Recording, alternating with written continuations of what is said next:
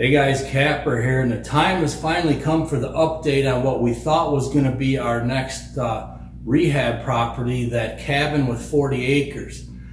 I'm going to tell you what happened to the deal, and I'll walk you through the process of buying a piece of land. And unfortunately, in this case, the deal fell apart, and I'm going to explain to you why. So as far as the process goes, our last update, the first thing you do is you sign a contract. You know, we made an offer, they made a counter offer, we made a counter offer, and they ultimately accepted that. So we had our price agreed upon, we both signed the contract, so that starts the ball rolling. Then what happens after that is it goes to a title company, and they start to do the title research on it, and then on our end, we apply for the loan at our bank.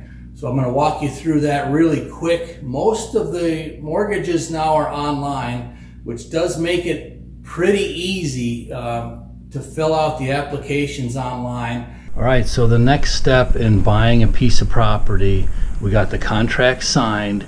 Now we're applying for a loan through the bank. And this particular bank here is Rural First. And it's all online, which is nice. So you got to go through the whole application, answer all the questions. Then you have to provide your documentation, your financials. You got to provide your 2019 taxes, your 2020 taxes, your bank statements. About 7 or 8 or 9 things they're going to ask for. So you have to apply for all that, send them all the documents, and then obviously you want to get approved for the loan. So that's the process.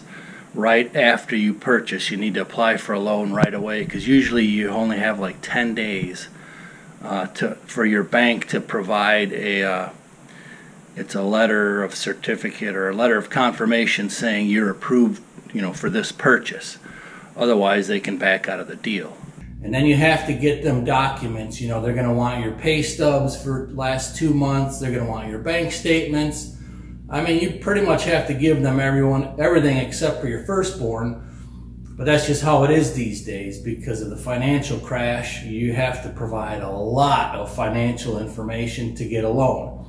So after about 2 weeks, we got approved for the loan amount, and the title work was still in the process, and we had found out during this process that they didn't own the mineral rights to the property, or at least the mineral rights were not going to transfer, which down here is pretty common, but there was a twist to it. So most of the time when it comes to mineral rights, it's below the surface, mineral rights. So in other words, natural gas, LP gas, I mean, I don't know how they process them, but basically gas and oil is the minerals that are underground. So normally you own the surface rights, and somebody along the way sold the mineral rights. So if a mining company came in, they wanted to mine it for whatever, like I said, gas, oil, or coal, they could come in and mine your property, but then they have to pay you royalties from there on out. And there's also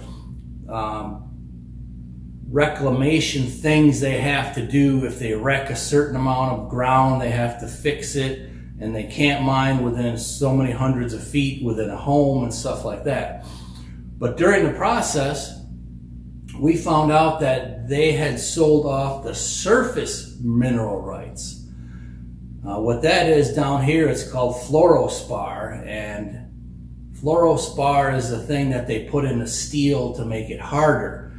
But there's only like 2 markets in the US from what I found out on this research. One down here in Southern Illinois, another one in Colorado, and then in China they're using it, but supposedly China's fluorospar isn't as good. So anyways, we found out that basically at any given time, this company with this lease could come in and basically level your ground completely, because the fluorospar is on the surface. Now, of course, you would get royalties then. In this particular case, it was a 2.5% royalty.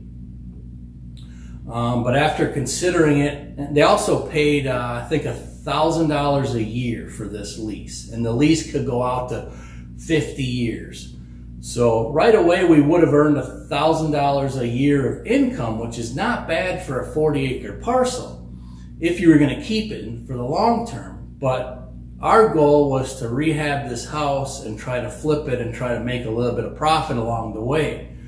So for our situation, it just didn't make sense to go ahead with this. And there's a lot of ways where you can get out of a contract. In this case, the date had expired. So once the date of the contract expires, if you don't both sign an extension, it's kind of null and void. Or if you find something like this adverse in the title work, you can also get out of the contract. So it took probably 6 weeks to finally get the actual contract in my hand from this mining company so that I could read it over and make the determination that, yeah, I think we're going to pass on this one. And it probably was a good thing, because that house, we were going to try to rehab it, and boy, that would have been just a ton of work and probably a money pit just going into it. So we called the deal off. We're out. It's officially done as of like this last week. So that's the update. However, we are looking for our next project property, whether it's just going to be a hunk of land that we invest and maybe develop a road system and food plots and stuff for hunting, or if we find a house that's a fixer-upper, or if we buy a piece of land and want to add a house or something. But it's going to be fun, and hopefully we could make some profit on it in the next couple of years, and we hope you guys stick with us when we do find it. So that's the update. Appreciate you guys tagging along on that last 8-acre one. So hopefully we'll find something good pretty soon, fingers crossed. So we'll see you next time. Thanks a lot. All right, I'm out here with my buddy Curtis, and he asked me if I wanted to help him with just a little something. What are you getting us into here? What are you getting us into here? What are you getting us into here? What are you getting us into here? Well, I got us into another project. Oh. We're getting ready to close on this property. This is definitely a project with the amount of junk. This is a junker's paradise. Picker right here. paradise. Me and Kapper's already took a quick look, and there's a lot of stuff on here. We definitely got it cut out for us. Well, we're going to go in here and we're going to do a tour and show you guys some of the cool stuff in here. And pretty much everything here is for sale. So if you see stuff on this video, there's a lot of collector items you're going to see. Shoot me an offer, or I'll put you in touch with Curtis. Right? Heck yeah. Yeah, just send Kapper an email or get a hold of him, and we can get things worked out. All right, let's go check it out.